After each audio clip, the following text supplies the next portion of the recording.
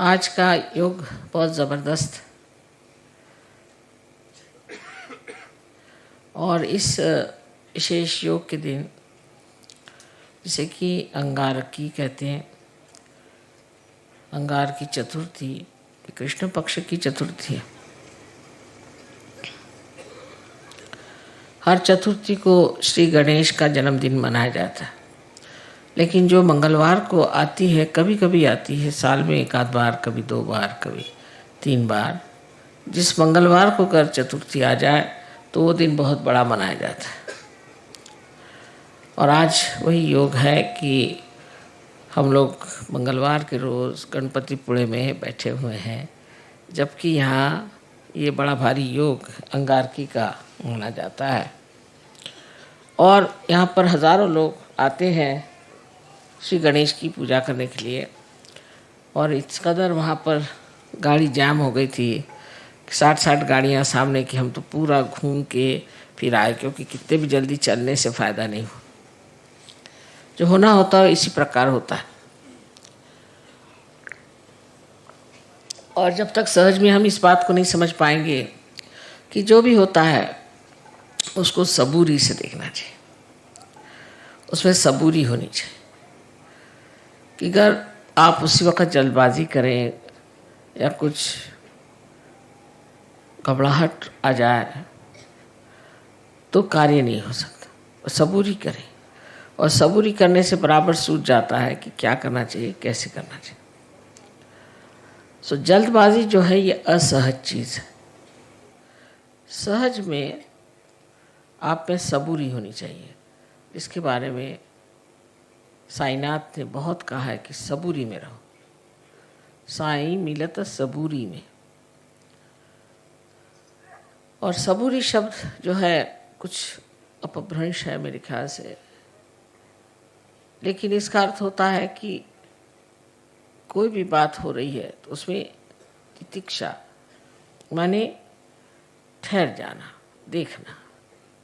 और इस तितिक्षा में जब आप आ जाते हैं तो ये परम चैतन्य कार्य कर देता है और आपको बिल्कुल सही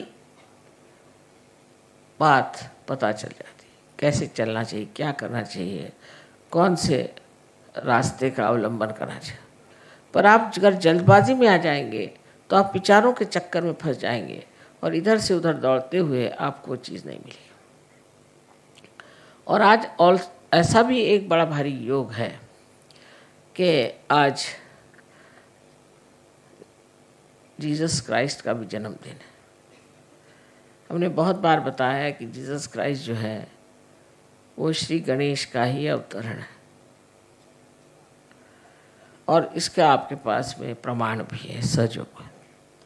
सो आज उनका जन्मदिन होना, आज इनका भी जन्मदिन होना, मंगलवार का दिन होना और इतना बड़ा समारंभ होना और सब दूर आतिशबाजी होना, ये बहुत बड़ी योग की बात है जो हम इस महागणपति के स्थान पे आकर के उस महाविष्णु की पूजा कर रहे हैं।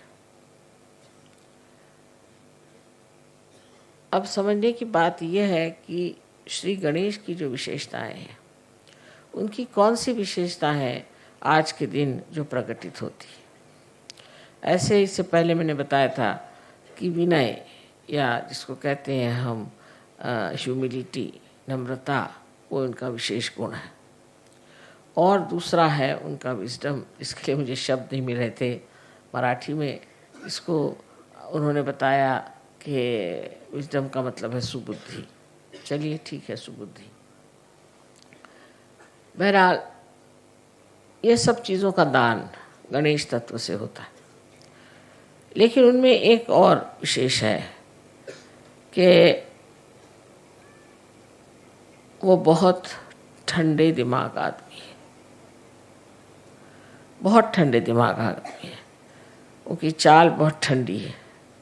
जैसे कि हाथी है, हाथी में आप देखते हैं कि बहुत धीमी चाल है, पर उसकी चाल ऐसी सुंदर होती है कि किसी भी स्त्री जो अच्छे से चलती है उसको कहते हैं गजगामिनी, माने वो हाथी के जैसे चलती है।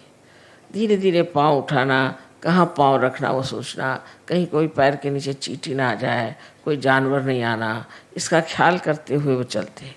और सामने अपनी सूंड से फूंकते चलते हैं कि सामने कोई और ऐसी चीज़ हमारे सामने नहीं आ जाए कि जिससे हमारे हाथ से वो नष्ट हो जाए। दूसरे वो सिर्फ घास खाते हैं, और घास खा कर के भी इतने बलिष्ठ होते हैं कि जो बड़े बड़े काम होते हैं जिसमें कि बहुत वज़न उठाना पड़ता है, वहाँ पर सिर्फ हाथी का ही उपयोग होता है। तो इस हाथी की जो विशेषता है वो ये भी है कि ये बहुत धीमी तबीयत का आदमी है, किसी मामले में जल्दबाजी नहीं करता। और दूसरी इनकी जो और विशेषता है वो ये है कि ये इनकी जो स्मरण शक्ति है, मेमोरी है, बहुत स्ट्रांग है, बहुत स्ट्रांग स्मरण शक्ति। किसी अगर बच्चे को बचपन में भी देख लेगा तो कितना भी बड़ा हो जाएगा उसको पहचान लेगा। उसी तरह से ये लेफ्ट साइड में श्री गणेश का कार्य होने के कारण आप भी जानते हैं कि जब आपकी लेफ्ट साइड कमज़ोर हो जाती है तो आपकी मेमोरी ख़त्म हो जाती है, और इसलिए हम लोग हमेशा लेफ्ट साइड को उठाते हैं जब मेमोरी ख़त्म हो जाती है। वजह यह है कि आपके अंदर का गणेश तत्व कम हो गया। जब आप राइट साइडेड हो जाते हैं तो आपका लेफ्ट साइड का जो गणेश तत्व कम होते जाता है। जो आदमी बहुत ज़्यादा काम करते हैं, मेहनत करते हैं, उनकी मेमोरी जो है आप देखिए बुढ़ापे में इतनी ख़राब हो जाती है कि वो खुद को भी पहचानते पाते हैं या नहीं, ऐसा प्रश्न पड़ जाता है। इसलिए श्री गणेश का जो एक विशेष गुण है कि उनकी सुबुद्धि तो है ही, पर उस सुबुद्धि के साथ उनकी जो स्मरण शक्ति है वो बहुत तीक्ष्ण है। वो हर एक चीज़ को याद करते हैं, और करना ही पड़ता है, क्योंकि कुंडलिनी पर जो कुछ भी निवेदन होता है, जो कुछ भी इम्प्रिंट होता है, जो लिखा जाता है, वो सब कुछ श्री गणेश ही करते हैं। उनके हाथ में एक कलम होती है, उस कलम से वो लिखते हैं। वो कलम भी उन्हीं का एक टूटा हुआ दांत, उससे वो लिख देते हैं कि आप क्या हैं, आपने क्या तकलीफ़ें उठाई, आप क्या परेशानी उठाई, आपकी खोज में आप कहाँ कहाँ गए, क्या क्या गलतियाँ की, वो सब उसके अंदर वो लिख देते हैं। तो जब वो कुंडलिनी उठने लग जाती है तो जैसे टेप रिकॉर्डर में कोई खराबी हो जाए तो कैसे खड़खड़ाने लगता है, ऐसे ही कुंडलिनी की खड़खड़ाहट आप देखते हैं जब आपके चक्रों पे वो गुजरती है। और इसीलिए आपको पता हो जाता है कि इनके ये चक्र खराब है, उनके चक्र खराब है। इस कदर ये बिल्कुल शास्त्रीय साइंटिफिक चीज़ है। तो गणेश तत्व के एक ही गुण नहीं है कि अबोधिता रहे और मनुष्य बहुत निष्पाप रहे, इसी से नहीं होता, पर उसका अनेक गुण है। उसमें से एक गुण ये भी है कि आपके अंदर विजडम होना चाहिए, सुबुद्धि होनी चाहिए, ये जानना चाहिए अच्छा क्या है और बुरा क्या है। अब जो आज की अंगारिका जो है, अंगार की जो आज की विशेष चतुर्थी मानी जाती है, ये क्या चीज़ है? इसमें ऐसा है कि श्री गणेश स्वयं जो है वो अंगार को ठंडा करते हैं। कुंडलिनी भी देखिए तो एक ज्वाला ही है, जैसे कि कुंडलिनी जो है उसकी प्रक्रिया ज्वाला की भांति है, क्योंकि ऐसे तो सब चीज़ पृथ्वी के तरफ जाती है। आप जानते हैं कि गुरुत्वाकर्षण से, ग्रेविटी से सारी चीज़ें पृथ्वी की तरफ जाती है, और सिर्फ ये जो ज्वाला है यही ऊपर जाती है। कोई सी भी आग ऊपर की तरफ जाती है और बाकी सब चीज़ें पृथ्वी की तरफ दौड़ती है। ऊर्ध्व गति सिर्फ एक इस चीज़ को मिलती है कि जो अग्नि है, और इसलिए ये जो है ये आपकी अग्नि को शांत कर सकते हैं। ये दो तरह से अग्नि को शांत करते हैं। एक तो ये कुंडलिनी को शांत कर देते हैं, कुंडलिनी को ये बता देते हैं कि इस आदमी में ये दोष है, ये तकलीफ़ें हैं, कोई हर्ष नहीं, तो भी आप इनको पार कराइए, क्योंकि कुंडलिनी का बालक श्री गणेश, और जो आप में बालक है वो श्री गणेश है। तो वो उसी आत्मीयता से उस कुंडलिनी को समझा देता है कि तुम तो माँ हो और मैं चाह रहा हूँ कि मैं इनमें जागरूक हो जाऊँ, तो तुम मेरी मदद करो। और वो इस तरह से शांत हो जाती है ये सोच करके कि मेरा बालक ही ये चीज़ को मांग रहा है, तो वो अपनी जो भी उनके अंदर गर्मी हो, कुछ हो, उसमें एक तरह से शांति आ जाती है। जैसे कि आपने सुना होगा कि एक बार देवी बहुत नाराज़ हो गई और देखा कि संसार में बहुत कुछ लोग बहुत गलत काम कर रहे हैं, और उसे इतनी तकलीफ़ हुई, इतना संताप हुआ कि ये सारी सृष्टि जो मैंने बनाई इसको ही मैं नष्ट कर देती हूँ। तो उन्होंने ये सोच करके और सब दूर संहार की स्थिति बना ली और बहुत नाराज़ हो गई। और जब उनका नृत्य शुरू हो गया तब श्री महादेव ने ये सोचा कि देवी तो इतनी नाराज़ है, क्रुद्ध हो गई, अब सब संसार नष्ट ही हो जाएगा, तो इसका इलाज क्या है। तो उन्होंने उन्हीं का बच्चा जो कि कार्तिकेय था उसको देवी के पैर के नीचे डाल दिया। उस पर पैर रखते ही उनकी इतनी बड़ी जीभ निकल आई कि मैं क्या करूं। जो इतनी क्रोध से लाल थी वो भी उस बच्चे को देख करके एकदम शांत हो गई। इसी प्रकार ये हमारी कुंडलिनी को एक प्रकार से शांत कर देते हैं कि तुम अपने बालक को जन्म दे रही हो, इस वक्त नाराज़ी ठीक नहीं किसी भी तरह से। कभी कभी तो कुंडलिनी को हमने इतना सताया होता है क्योंकि गलत गुरुओं के पास गए या कुछ गलत हम लोगों ने भी काम किए, तो बेचारी कुंडलिनी लस्तम पस्तम बिल्कुल रहती है।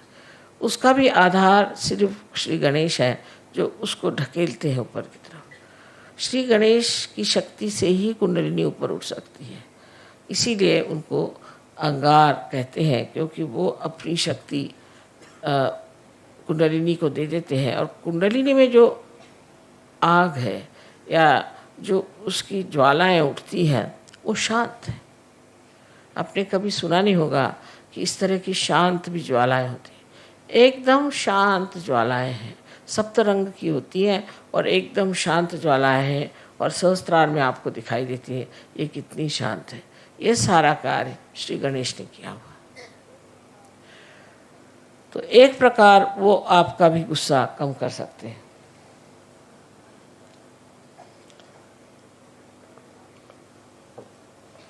आपकी भी नाराज़गी दूर कर सकते हैं। और जब हम नाराज़ हो जाते हैं तो उसमें हम बहक जाते हैं और हमें याद ही नहीं रहता कि हमें क्या करना चाहिए क्या नहीं करना चाहिए। उसमें हम किसी को मार सकते हैं, पीट सकते हैं, किसी को खून कर सकते हैं, कुछ भी कर सकते हैं। उस वक़्त जो कंट्रोल होता है वो सिर्फ श्री गणेश से होता है और श्री गणेश जो है आपके गुस्से को ठंडा कर देते हैं। अब देखिए कि ईसा मसीह भी उसी तरह के हैं कि उन्होंने ये बताया कि सबको क्षमा कर दो।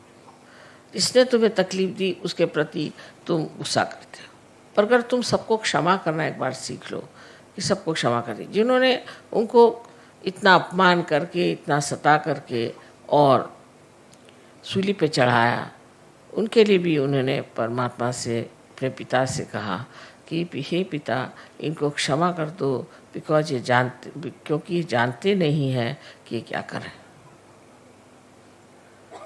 ऐसे जब ईसा मसीह ने कहा तो आप सोचिए जिस साल लोगों ने उनको क्रूस पे चढ़ाया, इतना परेशान कर दिया, उनके लिए भी उन्होंने इतनी क्षमा की वृत्ति ली। सो ये उनका एक चरित्र है, एक स्वभाव है।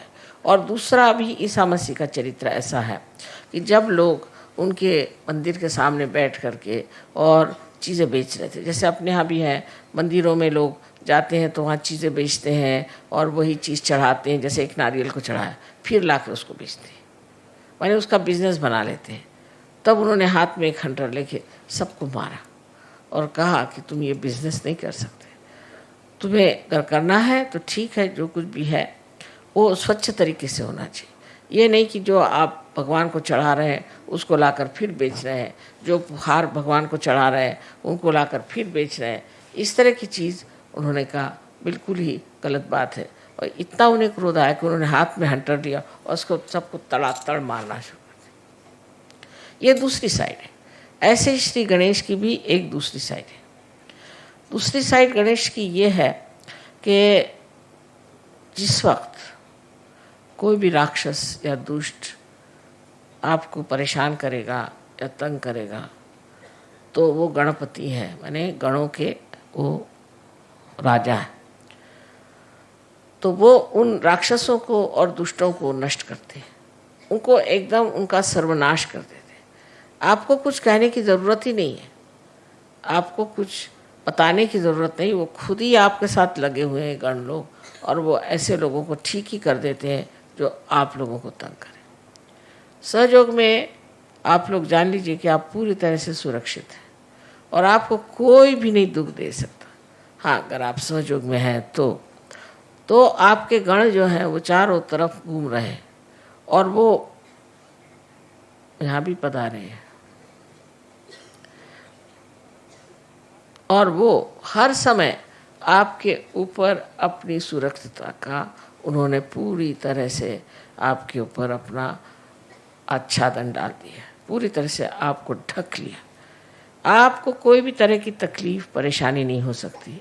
फिर आप उसको चमत्कार कहते हैं, माँ किस तरह से मैं बच गया, पता नहीं क्या हुआ, मैं कैसे बच गया। ये सब गणों का काम है।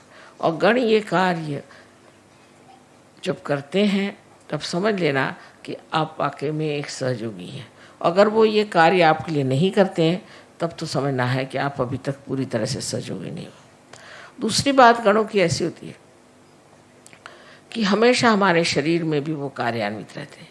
शरीर से बाह्य की चीज़ें जो करते हैं वो सिर्फ आप जब पार हो जाते हैं, जब आपका संबंध परमात्मा से हो जाता है, तब वो आपका शरीर और आपका सब धन और आपकी सब चीज़ें, बच्चे, सबको संभालते हैं। पर उससे पहले हमारे अंदर वो एंटीबॉडीज़ बन करके जीते हैं। और ये जो एंटीबॉडीज़ होती हैं यही हमें रोगों से बचाती है और उससे हम लड़ झगड़ सकते हैं। तो इसका चक्र जो है सेंटर हार्ट, यहाँ पर स्टर्नम करके जो हड्डी है उसके अंदर शुरू में होता है। 12 साल तक ये एंटीबॉडीज़ तैयार होती हैं और वो फिर सारे शरीर में दौड़ करके तैयार रहते हैं। जब भी कोई परेशानी होगी तो स्टर्नम हिलने लग जाएगा और उसके हिलते ही जैसे रिमोट कंट्रोल होता है इस तरह से इनको पता हो जाता है।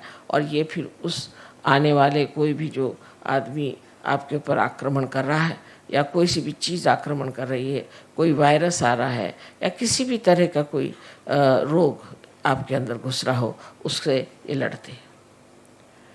और जब आप माँ के विरोध में कार्य करते हैं, माँ के विरोध में काम करने का मतलब है नैतिकता से गिर जाना।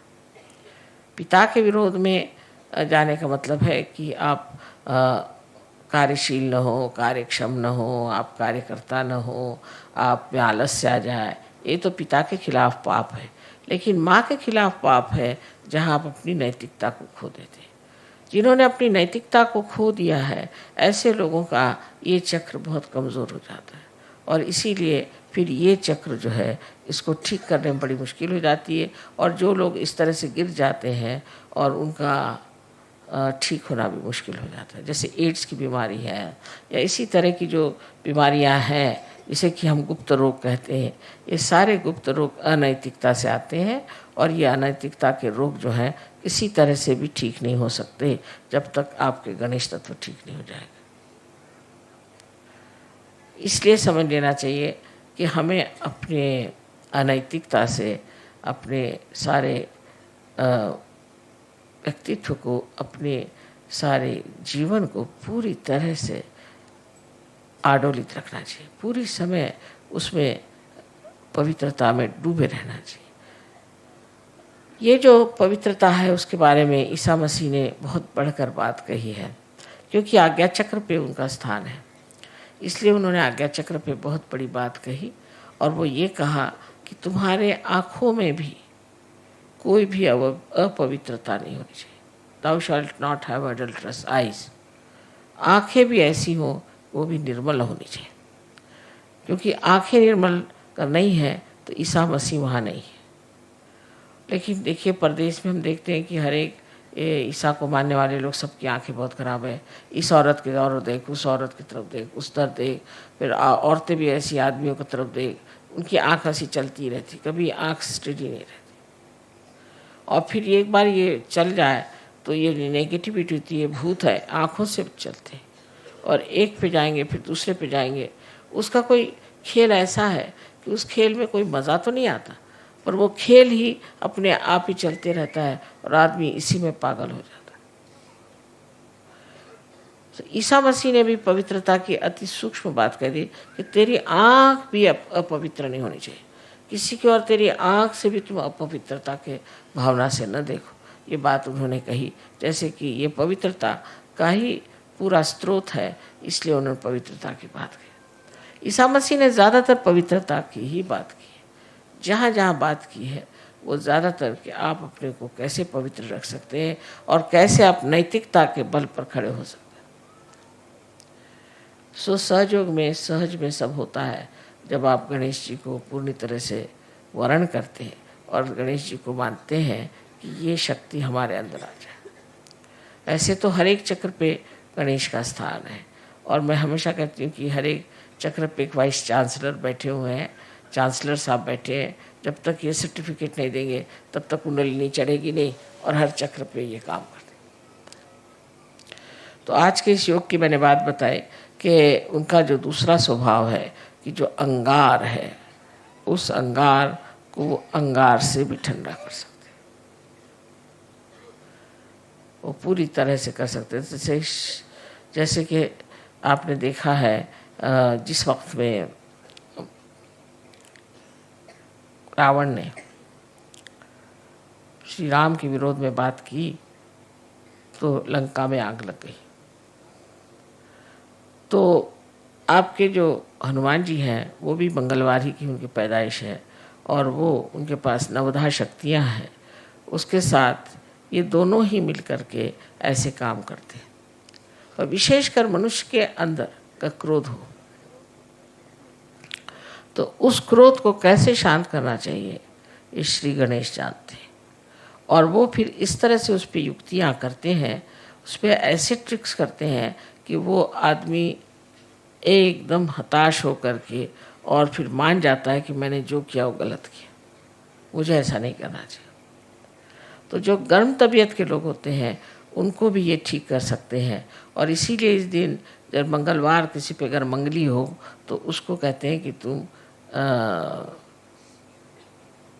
कोरल का जो पत्थर होता है जिसे मूंगा कहते हैं वो पहनिए, वो भी गर्म होता है। मूंगे का पत्थर पहने गर्मी से गर्मी मारी जाती है। वैसे भी आप देखिए कि जितने भी गर्म देश है वहाँ लोग मिर्चा बहुत ज़्यादा खाते हैं। कहीं भी जाइए आप, अगर आप इंडिया में जाइए तो है ही, साउथ इंडिया का खाना इतना मिर्चे वाला होता है कि आप खा ही नहीं सकते। और अगर आप और जगह जाइए, चाइना में भी जो साउथ का चाइना है जैसे कैंटून वगैरह, वहाँ बिल्कुल बहुत मिर्चे खाना होता है। इसी प्रकार आप इटली में भी जो साउथ है या फ्रांस में साउथ है वहाँ लोग बहुत मिर्चा खाते हैं। क्यों खाते हैं? क्योंकि मिर्चे से मिर्च मिटती है, गर्मी से गर्मी चली जाती है, इसलिए वो मिर्चा खाते हैं जिससे खूब पसीना आए और उनको ठंडक बनी रहे। इसी प्रकार श्री गणेश भी अपनी गर्मी से आपकी गर्मी ठीक करते हैं। आपके अंदर अगर कोई अहंकार हो जाए तो इस तरह से वो आपको दिखा देते हैं अपना प्रताप कि उससे फिर आप खुद ही ठंडे हो जाते हैं। और ये जितनी भी बीमारियां हैं इसमें भी बहुत गर्मी निकलती है, बहुत जनरेट होती है, और इस गर्मी के कारण ही आदमी अस्वस्थ हो जाता है। इसलिए ठीक है कि हम इस गर्मी का ही इलाज करें और उसके लिए श्री गणेश की आराधना करें और उनके प्रति अपने को विशेष रूप से समर्पित करें। आज का दिन बहुत ही बड़ा मैं सोचती हूँ, जो ये 3 चीज़ों का योग यहाँ हो गया कि आज ही ईसा मसीह का जन्म है, आज ही मंगलवार है, आज ही श्री गणेश का भी जन्मदिन है, और आप लोग सब गणपतिपुरे में आए। ये सब कुछ इस कदर बन गया आज कि मुझे इससे बड़ा सहज में ही जो एक चमत्कार होता है ऐसे लग रहा है कि बड़ा भारी चमत्कार है कि इस वक्त सब लोग आए। पर उसमें तकलीफ भी हो गई कि सब यहाँ पर इतने लोग भीड़ कर गए थे कि हम तो जाम में फंस गए और देर हो गई। पर देर या कोई सी भी चीज़ होती है उसमें सबूरी की बात है। हम तो हमेशा सोचते हैं कि जो समय हमारे नियत है वही समय पूजा होगी, उससे पहले हो ही नहीं सकती। तो इसलिए जो चीज़ नियति का है उसको क्यों बदला जाए, उसके तरफ लड़ाई झगड़ा करने से फ़ायदा क्या। जो है सो है, जिस वक़्त में जो होगा तब हो जाएगा, तब पूजा हो जाएगी। उसमें अब इस वक्त पूजा नहीं हो रही, ये टाइम था, हम कोई घड़ी के गुलाम तो है नहीं। लेकिन इसके फ़ायदे कितने होते हैं ये आप आगे जाकर देखेंगे कि अगर आप टाइम का गुलामी नहीं करें तो बहुत कुछ सहयोग फैल सकता है। पर जो आदमी टाइम की गुलामी करता है वो कभी सहयोग नहीं फैला सकता, क्योंकि उसको हमेशा रहता है ये टाइम में ये कर रहा है, ये टाइम में कर रहा है, और सहयोग के लिए उसको टाइम ही नहीं मिलता। पर जो कहेगा कि मुझे सहयोगी करना है तो पूरा टाइम उसके लिए पड़ा हुआ है और पूरी चीज़ बढ़िया तरीके से हो जाती है। पर इस पर सिर्फ बात यह है कि एक तो अनुभव होना चाहिए, और अनुभव होने के बाद उस पर विश्वास होना चाहिए। ऐसी ऐसी चीज़ें घटित हो जाती हैं। बहुत लोग सुबह से शाम तक मुझे अपने चमत्कार बता रहे थे। कि माँ मैं तो परेशान था कि जा रहा हूँ, कब मुलाकात होगी, वो आएंगे। देखता क्या कि सामने ही चले आ रहे। किसी भी चीज़ की आपके मन में इच्छा हो जाए वो चीज़ पूरी हो सकती है, पर विश्वास की बात है। और विश्वास में अंधविश्वास सहयोग में नहीं, बिल्कुल अंधविश्वास नहीं, श्रद्धा है। जहाँ पर कि हम पूरे दिमाग से सब देखे हैं, जब हमने सब देख लिया और तब भी हम नहीं मानेंगे तो इसे क्या कहा जाएगा? इसे कहा जाएगा कि आप बहुत ही ज़्यादा बेईमान हैं, या आप झूठ बोलते हैं, और या आप महामूर्ख हैं। इनमें से 3 चीज़ें हो सकती हैं कि आप जब सब चीज़ों को देख रहे हैं, उसको जान रहे हैं, वो सब वर्तित हो रहा है, उस पर भी आप उस पर विश्वास नहीं करते, तो फिर आप में कुछ न कुछ खराबी। ये सब देखते हुए आप सोच सकते हैं कि श्री गणेश कितनी बड़ी चीज़ है। और वो इस महाराष्ट्र में 8 अष्टविनायक हैं, जिनकी वजह से इस महाराष्ट्र को बहुत ज़्यादा पुण्य मिला हुआ। लेकिन तो भी लोग इतने पागल हैं, वह इसी के पीछे दौड़ते रहेंगे, यही सब करते रहेंगे, कर्म कांडों में फंस जाएंगे, पर ये नहीं होगा कि सत्य को प्राप्त करें। अब आप लोग बहुत नसीब वाले हैं, बहुत समझदार हैं, जो आप लोगों ने सत्य को खोजा और आपने पा ली। लेकिन अब इसको बनाने के लिए आपको चाहिए कि आप गणेश के गुणों को अपने अंदर ले लीजिए। मैं देख रही थी हज़ारों लोग आए थे गणेश जी की पूजा के लिए। इनमें से कितने लोग गणेश जी को जो मानते हैं, कितने लोग ऐसे हैं जिनमें गणेश जी का कोई भी गुण हो? ऐसा कुछ दिखाई देता है। शराब पिएंगे, आपस में लड़ेंगे झगड़ेंगे, औरतों को सताएंगे, मारेंगे पीटेंगे, सब करेंगे, और श्री गणेश के अंगारिका में पहुंच गए। अरे आप जब इतनी बड़ी अंगार है तो आप काहे को आए हैं? इसका कोई विचार ही नहीं करता कि हम किसी चीज़ में विश्वास करते हैं तो उसके गुण हमारे अंदर कितने हैं। हाँ, हमें उन पर बड़ा विश्वास है, हम तो इनकी पूजा करते हैं, हम उनकी पूजा करते हैं। अच्छा, पर तुम्हारे अंदर उसके कौन से गुण हैं? ऐसे कोई सोचता है? लेकिन सच्चाई तो ये है कि अगर आप किसी को मानते हैं तो उनके गुण भी आपके अंदर आने चाहिए। और जब तक ये गुण आपके अंदर नहीं आते, तब आपका मानना न मानना बराबर है, उसका कोई फर्क ही नहीं पड़ने वाला। आज हम श्री गणेश की पूजा करने वाले हैं, और श्री गणेश और गौरी की पूजा होगी। और इसमें यही जान लेना चाहिए कि गौरी एक कुंडलिनी ही है, महाकुंडलिनी महागौरी है। और इसका कार्य यह है कि अपने बच्चे को जो बहुत सालों से खोज रहा है, उसको आत्म साक्षात्कार प्राप्त कराए, उसका पुनर्जन्म करें। ये इस महागौरी का कार्य है जो आप सबके अंदर स्थित है। इसलिए आज हम सिर्फ गणेश जी और गौरी जी की पूजा करेंगे, और बाद में देवी की पूजा होगी। सबको अनंत आशीर्वाद।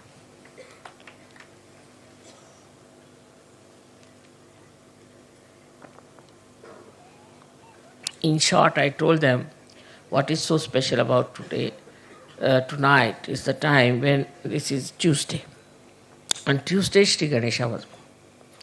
So they celebrate every fourth day of the moon as the Sri Ganesha's birthday, because of born on the 4th. But when this 4th falls on a Tuesday, then they think it's a tremendous yoga, because on Tuesday he was born. On Tuesday, this 4th of the day of the month has come, so they just try to worship it as a something special day. Now I also told them what is the quality of Sri Ganesha, which we see in Christ, and as Christ is the incarnation of Sri Ganesha. Today remarkable thing is that the third yoga is that today is the birthday of Christ. And the fourth thing, which is very important, is that you all should be here on such and such day on Ganpati.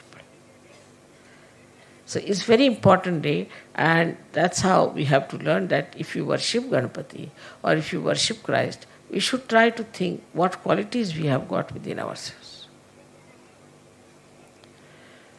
Now, regarding Jesus Christ, you know him very well, that he always talked of morality, always talked of holiness, of auspiciousness.